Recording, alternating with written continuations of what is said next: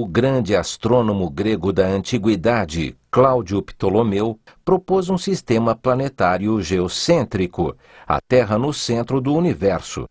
A Lua e o Sol descreveriam órbitas circulares em torno de um centro que, por sua vez, descreveria outra órbita circular em torno da Terra. No século XVI, o astrônomo Nicolau Copérnico rompeu com o passado, propondo ser o Sol o centro do universo. Galileu Galilei foi um ardente defensor das ideias copernicanas. Entretanto, coube a um jovem astrônomo alemão contemporâneo de Galileu, Johannes Kepler, estabelecer de forma definitiva como os planetas se movem em volta do Sol. E o tema de hoje é gravitação, leis de Kepler, de Newton e pêndulo. Vamos começar então. Bom, a gravitação universal é um assunto de importância gigantesca. Uma coisa interessante, por exemplo, é a história dos gregos, a história dos romanos, que eram politeístas, tinham vários deuses. Então eles costumavam colocar os deuses no céu e, a partir de então, tudo que é fenômeno que acontecia com eles, eles associavam a esses deuses, dizendo então que os deuses estavam punindo, que os deuses estavam dando benfeitorias, coisas assim. No nosso estudo de hoje, nós vamos começar a falar justamente da constituição desse universo. Vamos ver então sistema planetário, as origens históricas. Muito bem, vamos ver uma figura então. Temos aqui uma galáxia. Notem que isso aí é um conjunto de estrelas, planetas, astros e tudo mais. Bom, já existia então, desde os povos antigos, uma explicação para essa constituição do universo. Então, como vocês viram, como vocês acabaram de escutar e ver, existiam então duas grandes leis. Ou melhor dizendo, começou com uma grande teoria, que era a teoria geocêntrica, onde a Terra era o centro de tudo. A partir de então, você tinha todos os outros corpos conhecidos na ocasião. Você tinha então um tipo de sistema, um sistema chamado sistema planetário. Bom, posteriormente surgiram outros. Vamos ver então modelos planetários. São dois. O primeiro é sistema geocêntrico. Geocêntrico. Terra no centro. Vamos ao modelo. Vamos ver? Notem, você tem a Terra e os demais astros conhecidos na ocasião, todos eles em volta da Terra. Notem que essa explicação, para a ocasião, era perfeita. Até hoje, se você reparar com calma, o que você pode perceber? De manhã cedo, quando você acorda, o sol está surgindo e está levantando. Meio-dia está lá em cima e depois, à tarde, começa a descer. E vai descendo, descendo, descendo até o anoitecer, quando ele desaparece. Na manhã seguinte, novamente, ele nasce e vai com o seu movimento. Você pode então imaginar que ele está girando em torno da Terra. Nada mais perfeito que uma explicação como essa. Você está vendo acontecer. No entanto, a coisa não é exatamente assim. Se percebeu por algumas experiências que não era esse o resultado, a real situação da constituição do universo. Foi aí então que entrou o nosso grande conhecido cientista chamado Nicolau Copérnico. Daí vem um novo sistema, que é o heliocêntrico.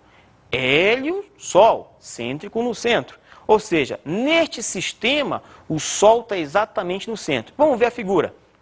Nós temos aí o Sol e os planetas hoje conhecidos. Então, nesse sistema, a coisa mais importante é perceber que o Sol está no centro e todos os outros planetas giram em sua volta. Anteriormente a essa nova função, a essa figura como está, imaginava-se, na verdade, o quê?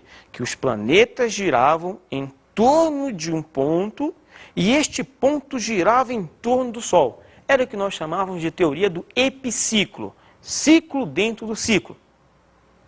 Hoje em dia não, a gente já vê que a coisa não é bem assim. Então nós já sabemos que os planetas giram em torno do Sol em órbitas praticamente circulares, algumas delas muito mais elípticas. Bom, mas todo esse resultado já tem para a gente matematicamente feito. Um cientista chamado Kepler já definiu isso para a gente de maneira precisa. Então vamos ver agora as leis de Kepler. São três leis. Primeira delas, Lei das órbitas. O que a lei das órbitas diz? Vamos ver? Os planetas descrevem órbitas elípticas em torno do Sol, que ocupa um dos focos da elipse descrita. Como seria isso? Vamos ver? Então está aqui, você tem o Sol, aqui a trajetória, por exemplo, do nosso planeta Terra. Aqui, inclusive, nós deixamos ela muito mais evidente elíptica, coisa que, na verdade, para a Terra não é tão elíptica assim. A Terra tem uma trajetória praticamente circular. Mas aqui nós evidenciamos essa propriedade elíptica, tá bom? Então você tem a trajetória elíptica de um dado planeta, tá? Notem, inclusive, por ser uma elipse, ela tem um eixo maior e um eixo menor, que se cruzam exatamente no centro. Bom, mas não é só isso. Uma elipse tem algumas grandezas importantes, algumas grandezas matemáticas importantíssimas. Vamos ver alguma delas. Primeiro, vetor posição. Quem seria o vetor posição? Vamos ver? Está aqui o nosso Sol, a trajetória descrita pelo planeta. Aqui ele está na posição 1, ele se desloca daqui até uma posição 2. Está aqui o novo posicionamento do planeta. Nós vamos então descrever o vetor posição. Vamos lá? Na situação 1, ou na posição 1, o vetor posição vai do Sol até o local onde está o planeta. Notem, o vetor posição tem origem no Sol e extremidade exatamente no local onde está o planeta. Continuando, vamos ver o vetor posição para a situação 2, para a posição 2. Também vai do Sol, origem nele, e extremidade exatamente onde está o planeta. Esse é o primeiro elemento. Vamos ver outros? Periélio e afélio. O que é periélio e o que é afélio? Vamos ver. Bom, existe um ponto bem próximo ao Sol e o outro mais afastado. O ponto próximo é o periélio, próximo ao Sol. E o ponto afastado é o afélio, afastado do Sol. Vamos ver outro elemento. Semi-eixo maior. Vamos ver quem é? Bom, na figura você tem o eixo maior, que vai desde o periélio até o afélio. O semi-eixo maior vai exatamente do centro, onde os eixos se cruzam, né? Vai deste centro até o afélio ou até o periélio. Então, o semi-eixo maior seria, por exemplo, a distância OA. Vamos ver outro elemento. Semi-eixo menor seria quem? Vai exatamente desde o centro até o ponto B, tá? É, no caso aqui, a metade do eixo menor, ok? Vamos continuar então. Lei das áreas. Essa é a segunda lei do Kepler. Você já viu que a lei das órbitas é a primeira lei. A lei das áreas é a segunda lei. Esta segunda lei é importantíssima, porque dela advém um resultado importantíssimo mesmo, que é com relação à movimentação do planeta. Vamos enunciar, vamos ver? O segmento imaginário que une o centro do Sol e o centro do planeta varre áreas proporcionais aos intervalos de tempo dos percursos. Vamos ver como é que seria isso. Vamos ver? Aqui nós temos uma figura que vai nos esclarecer muito precisamente isso. Temos aqui a trajetória descrita pelo planeta. Notem, é uma elipse. Está aqui novamente o planeta. Muito bem. Aqui nós já marcamos também eixo maior, eixo menor. Muito bem. Nós temos então o planeta saindo, por exemplo, da posição C, indo até a posição D. Notem então que o vetor posição que vai com origem no Sol, extremidade no planeta, observem, segmento imaginário que tem origem no Sol, extremidade no planeta, é o vetor posição do corpo, vetor posição do planeta. Então, este vetor posição varreu esta área, esse triângulozinho que aparece aqui, durante certo intervalo de tempo. Então, ele sai dessa posição, vai até lá e gasta um certo intervalo de tempo. Bom, o corpo continua em movimento e o planeta vai. Quando o planeta sai da posição A e vai até a posição B, novamente o vetor posição, ó, ele vai em uma outra área. Esta área A2 que aparece aqui, ó. Muito bem. Então, na primeira parte, varreu a área A1. Na segunda parte, varreu a área A2. O que a lei do Kepler diz é que essas áreas varridas são proporcionais aos tempos gastos para varrê-las. Ora, se a área é proporcional ao tempo, matematicamente eu estou afirmando que existe uma constante aí. Uma constante entre a área varrida e o tempo gasto para varrê-la. Vamos ver matematicamente isso. Vamos ver? Matematicamente temos a área varrida pelo tempo vai dar um valor e na outra situação a área varrida pelo tempo dá exatamente o mesmo resultado. O que eu estou dizendo aqui é que o quociente área varrida por tempo gasto em varrê-la é uma constante. Essa constante, na verdade, tem um nome. Um nomezinho bastante interessante. Isso aí é velocidade areolar. Como o próprio nome diz, determina então a velocidade com que a área é varrida. Varrida por quem? Pelo vetor posição. Então não esquece, num movimento planetário como esse, o vetor posição varre áreas proporcionais aos tempos. Note um resultado interessante nessa equação. Ora, se você tiver tempo igual, a área vai ser igual. A consequência importante, qual seria? A velocidade no periélio é maior que a velocidade no afélio. Por que isso acontece? Vamos ver. Observem a trajetória do planeta. Está aqui.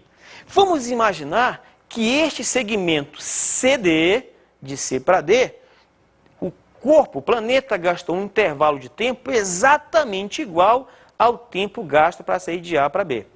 Para isso acontecer, basta que as áreas sejam iguais. Ou, em outras palavras, se as áreas forem iguais, os intervalos de tempo para varrer são iguais. Muito bem. Suponha então que as áreas são de mesmo valor. Beleza? Então já sei que os tempos são iguais. Agora notem o que é importante. Neste mesmo intervalo de tempo, o corpo descreve essa pequena curva CD. No mesmo intervalo de tempo, porque eu estou dizendo que a área é igual, o corpo vai descrever a distância AB. Bom, daí você tem a ver com velocidade. O cara descreve um arco CD no mesmo tempo que descreve um outro arco AB. No mesmo tempo. Mas notem, pela figura eu posso perceber claramente que os valores são distintos. Espera aí, então eu estou dizendo que a velocidade não é constante. Exatamente isso. Observe a figura novamente. O arco CD é pequenininho. O arco AB é grandão. E pelo conhecimento que nós temos de cinemática, quanto maior a distância percorrida no mesmo tempo, maior vai ser a velocidade. Então já sei que próximo ao Sol, no periélio, a velocidade é maior do que afastado no Sol, isto é, no afélio. Essa é a grande consequência da segunda lei de Kepler. Mostrar que o planeta descreve em torno do Sol um movimento que não é uniforme, coisa que antigamente se pensava que era. Agora, tem mais um detalhe interessante nessa figura. Observem bem, aqui a velocidade é pequena, então no periélio a velocidade é grande. Quando o planeta vai do afélio rumo ao periélio, o que está acontecendo com a velocidade? Vamos ver? Aqui é pequeno, lá é grande. Então a velocidade aumentou. Opa, aí tem uma consequência, ou melhor dizendo, tem uma definição. Do afélio para o periélio, o movimento se dá com aumento de velocidade. Isto nos suscita à mente uma definição, um conceitozinho. Todo movimento que tem velocidade crescente, ele é chamado de movimento acelerado. Muito bem. Então, quando o planeta vai do afélio para o periélio, a sua velocidade é crescente, o movimento então vai ser um movimento acelerado. E se for o contrário agora? Vamos ver? Na situação em que ele vai do periélio para o afélio, velocidade grande e depois velocidade pequena. Então, nesse caso, a velocidade está diminuindo. Então, o mais importante aí é lembrar sempre, quando o corpo vai do afélio para o periélio, o movimento vai ser acelerado. Quando ele vai do periélio para o afélio, isto é, na volta, o movimento já vai ser retardado. Ok? Exercício resolvido. Vamos ao enunciado, vamos ver? A área A1 da figura foi descrita em 3 meses e corresponde a 1/6 da área total da elipse. Em quanto tempo, então, foi descrita a área A2, sabendo que ela corresponde a 1/5 da área da mesma elipse? Vamos ver a figura? Então você tem aqui, ó, o planeta descrevendo uma órbita elíptica em torno do Sol, e você tem a área A1 e aqui a área A2. Bom, você quer saber então quanto tempo se vai gastar na área A2 se a área A1 foi descrita em 3 meses, sabido ainda que esta área que aparece aqui, ó, é 1/5 da área total e esta aqui é 1/6 da área total. Vamos ver? Bom, da lei de Kepler, o que é que você tem?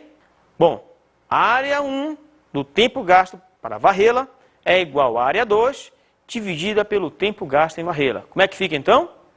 Bom, área 1, 1/6 da área total. Área total A.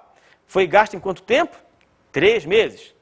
Área 2, 1/5 da área total.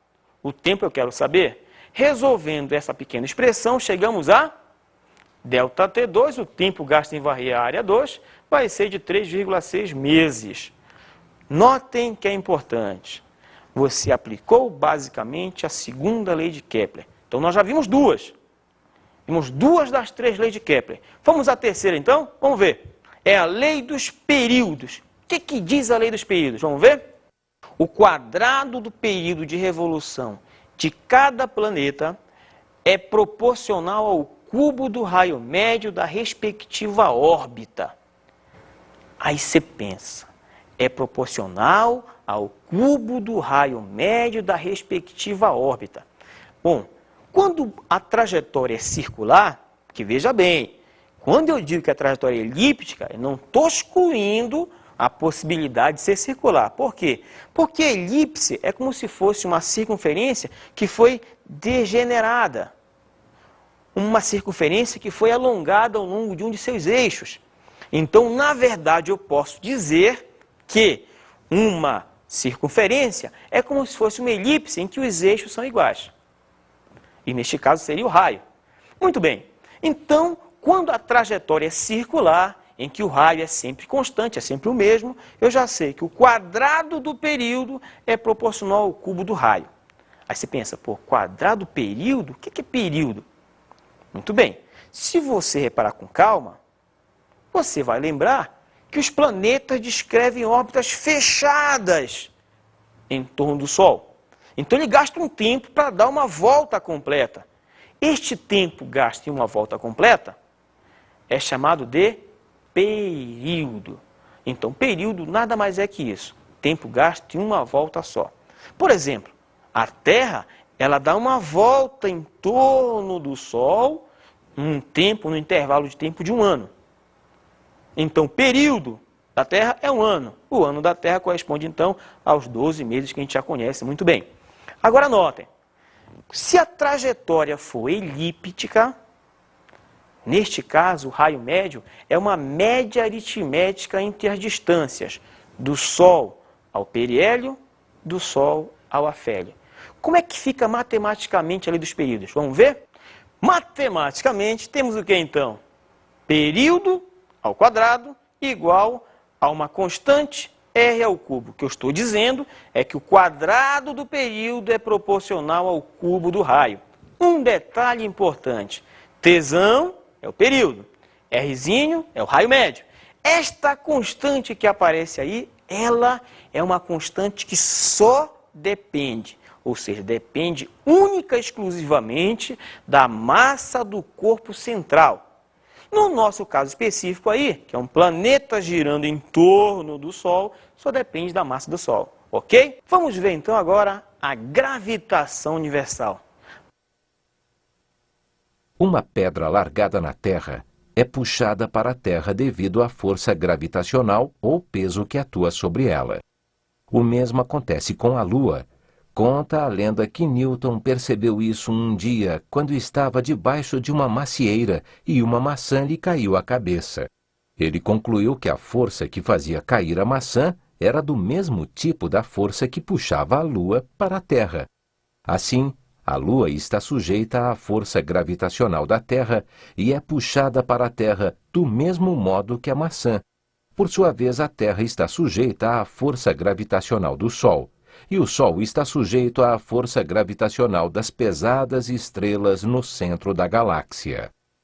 A força de gravitação, como é universal, também existe fora da nossa galáxia. A nuvem grande de Magalhães é atraída pela nossa galáxia e a nossa galáxia é atraída pela Andrômeda. Muito bem. Então, a história sobre Newton, a queda da maçã e tudo mais, é lenda. Não se tem uma precisão de que de fato isso aconteceu. Agora, os resultados disso, o que se obteve dessa história ou dessa lenda, corresponde, nós chamamos de lei da gravitação universal. Vamos ver?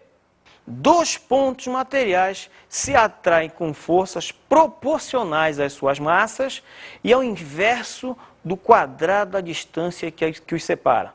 Como é que seria isso? Matematicamente você tem a força que um corpo exerce sobre outro tem essa intensidade F. Bom, esta força é diretamente proporcional às massas e inversamente proporcional ao quadrado da distância entre os corpos, a distância que os separa, um do outro então. Vamos ver cada elemento desse, vamos ver? G é a constante universal, como o próprio nome diz, universal, vale em qualquer situação, em qualquer lugar. Muito bem, M1 e M2 são as massas dos corpos estão interagindo. D é a distância entre os centros dos corpos. Muito bem, esta lei me diz que um corpo atrai outro corpo. Bom, de todas as atrações entre corpos, a que mais interessa para a gente é a atração que a Terra exerce nos corpos, em qualquer corpo próximo a ela. Então, quando você abandona um corpo, ele é atraído pela Terra, por uma força chamada força gravitacional, que é essa força que acabamos de ver. Professor, se a Terra está atraindo a Lua continuamente, por que a Lua não cai na Terra? A Terra está atraindo sim a Lua. A Lua está continuamente caindo para a Terra. Só que ela tem velocidade. E por ter velocidade, ela acaba passando do ponto de queda, descrevendo então o seu movimento circular. Então, quando se diz que a Terra é atraída, a Lua é atraída pela Terra, é real. Quando se diz ainda que a Lua está caindo para a Terra, também é real. A Lua está de fato continuamente caindo para a Terra. Mas, como eu falei, esta força gravitacional vai servir de força centrípeta, fazendo então alteração na direção da velocidade. Ok? Por volta de 1686, Isaac Newton chegou à conclusão que o movimento dos planetas e da Lua, bem como dos corpos em queda livre, como uma maçã, poderia então ser explicado pela sua lei da gravitação universal. Os planetas se movem em torno do Sol como se este os atraísse com forças centrais proporcionais às massas dos planetas e ao inverso do quadrado de suas distâncias ao Sol. Refletindo sobre o movimento dos satélites e a queda dos corpos, Newton generalizou a conclusão: os corpos ao nosso alcance são pesantes ou graves por causa da atração que a Terra exerce sobre eles. Uma vez que os planetas se movem sob a ação de tais forças, disse que eles gravitam. Tais forças exercidas entre os corpos são denominadas forças de gravitação. Muito bem. Então, o Newton, na verdade, obteve tudo isso de resultados já conhecidos da ocasião. Só que resultados segmentados. Tinha resultado do Kepler, tinha resultado do Galileu, entre outros. Inclusive, certa vez, quando perguntaram a ele sobre o que ele tinha conseguido da lei, ele chegou a mencionar: tudo o que fiz, tudo o que obtive, só pude fazê-lo porque estive sempre apoiado em ombros gigantes. Com essa frase, o que ele estava mencionando realmente é que, na verdade, ele teve um grande poder de síntese. Ele resumiu tudo que tinha até a ocasião e elaborou uma única lei, que é a lei da gravitação universal. Inclusive, pode-se, com esta lei, determinar, provar matematicamente as leis do Kepler. Exatamente. E está aí a validade da lei de Newton. Com a lei de Newton, eu posso obter os resultados obtidos por Kepler. E é bom frisar, Kepler pegou exatamente resultados de observação, trabalhou nesses resultados e obteve e enunciou então as suas 3 leis. O Newton, o que ele fez? Pegou esse resultado do Kepler, pegou os resultados experimentais de Galileu, mais algum outro resultado da ocasião, e então elaborou a sua grande e famosa lei da gravitação universal. Agora, sabe onde está o ponto mais importante dessa lei da gravitação universal? É o que eu falei. A Terra está atraindo os corpos para si, com uma força chamada peso. Peso de um corpo. Como é que fica isso? Vamos à frente. A força exercida pela Terra sobre os corpos é denominada peso. Peso do corpo nada mais é que isso. Aí você pode estar pensando, bom, então, se nós tivermos um corpo gravitando em torno da Terra, ele está sendo atraído por esta Terra. Está. Então, este corpo tem um peso. Exatamente. Ainda lá em cima, está sendo atraído pela Terra, tem um peso. Agora, com este peso, eu obtenho um resultado mais importante. Vamos ver? Bom, eu já sei que o peso, lá da lei de Newton, é m vezes g, da segunda lei de Newton. Peso é massa vezes gravidade. Pô, mas eu não sei como é que calcula a gravidade. E tem mais. A gravidade, na verdade, não é constante. E nós vamos ver isso, ok? Bom, mas voltando ao resultado, você já sabe. Peso é o produto da massa pela gravidade. Vamos lá? Então, como o peso é a força da gravidade, o que é que nós temos? Vamos lá? Peso mg, lá da segunda lei de Newton, é igual a força gravitacional, a força da lei da gravitação universal. Bom, esse g é a constante, este m é a massa do corpo, esse mzinho, massa da Terra, e o dzinho que aparece aqui é a distância entre o corpo e o centro da Terra. Vamos lá então? Cortando m, o g é igual a gzão, mzinho d quadrado. Onde nós temos que g é a aceleração da gravidade. Agora notem, perceberam que a aceleração da gravidade depende do inverso do quadrado da distância entre o corpo e o centro da Terra? Isto implica dizer que a gravidade não é constante. Não, de fato não é. À medida que o corpo vai se afastando da superfície da Terra, a distância aumenta, consequentemente o valor da gravidade diminui. Ou seja, o valor da aceleração gravitacional depende da localização do corpo em relação ao centro da Terra. Ok? Então, guarda isso. À medida que o corpo se afasta da superfície terrestre, o valor da gravidade, naquele ponto em que ele se encontra, vai reduzindo, porque a distância vai aumentando. Vamos, então, ao exercício resolvido. Vamos ver? A direção e o sentido da força de atração gravitacional exercida pela Terra sobre os corpos que estão próximos à superfície, são respectivamente. Vamos ver? Aí você tem item A, direção vertical, sentido para cima.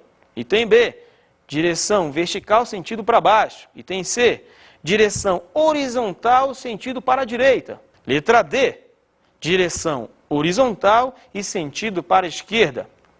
Muito bem. Para você determinar a resposta do nosso exemplo, nosso item aí resolvido, o que tem que fazer? Bom, você tem que lembrar, primeiro, a Terra atrai os corpos para si. Você larga o corpo, ele cai. Cai em direção a quem? Ele cai exatamente na direção da força-peso, que aponta sempre para o centro. E a reta que aponta para o centro sempre vai determinar quem? A direção vertical daquele local. Então, você já sabe que a força-peso tem sempre direção vertical. Ora, e o sentido é para onde? Quando você larga, o corpo não sobe, não, ele desce. Consequentemente, o corpo está sendo puxado para baixo. Logo, o sentido é para baixo. Qual a alternativa, então? Alternativa B, de bola. Muito bem, você já viu as propriedades, direção vertical, sentido para baixo. Já entendeu isso? Muito bem. Agora, uma aplicação importantíssima com relação a essa gravidade é o que nós chamamos de pêndulo simples. Vamos ver? Uma aplicação importante do resultado da aceleração da gravidade é o valor do período de um pêndulo simples. Espera aí, onde tem a ver período de pêndulo simples com aceleração da gravidade? Primeira coisa importante. Bom, um pêndulo simples corresponde a um fio ligado, fixo na suma de uma das extremidades, e na outra existe uma bolinha que fica oscilando para um lado e para o outro. Muito bem. Bom, para isso, para oscilar, tem a ação da força-peso, tem a força-atração e tudo mais. O que interessa para a gente no momento é saber o que é período. Então você pega o pêndulo, leva até uma dada posição e abandona. Ele fica então oscilando para um lado, para o outro. Suponha então que você larga nesta posição. Ele vai e depois volta. Gastou um tempo. Vai e depois volta. Como ele faz o mesmo percurso, ele gasta exatamente o mesmo tempo. Claro que estamos desprezando qualquer ação da resistência do ar. Então, nesta situação que não tem resistência do ar, o tempo para ir e voltar é constante e é chamado período. Agora, matematicamente, como é que calcula o período? Vamos ver? O período é dado por essa expressão. Período é igual a 2π raiz quadrada de L, que é o comprimento do fio, dividido pela gravidade. Bom, daí nós temos um resultado importantíssimo. Primeiro, período do pêndulo não depende da massa. Você pode pendurar 1 quilo ou 100 quilos. O período, se for o mesmo comprimento no mesmo local, vai ter exatamente o mesmo valor. Então, ele não depende da massa. Bom, também, neste caso, não vai depender da amplitude. Claro que estamos considerando amplitudes muito pequenininhas, de modo que ele oscile praticamente descrevendo uma reta, certo? Agora, o resultado que interessa para a gente é a expressão. Vamos ver. O período, que é o t grande, ele é inversamente proporcional à raiz quadrada da gravidade. Como assim? Ora, se você vai para um ambiente que a gravidade é grande, então o período vai ser pequenininho e vice-versa. Bom, vamos imaginar então uma situação. Você tem um corpo que está, aliás, você tem um pêndulo, né? Que está aqui ao nível do mar. Aí você calcula o período dele, digamos 10 segundos. Muito bem. Se você pegar este pêndulo na mesma situação, mesmo comprimento, mesma massa, e levá-lo ao alto de uma montanha, onde agora a gravidade não é mais a mesma. Por que não é a mesma? Porque a distância do corpo até o centro da Terra agora é diferente. Essa distância aumentou, então a gravidade vai diminuir. Se a gravidade diminui, o que acontece com o período? O período vai aumentar. Ou seja, o corpo vai demorar mais a ir e voltar. Se diz então que ele vai atrasar. Ok?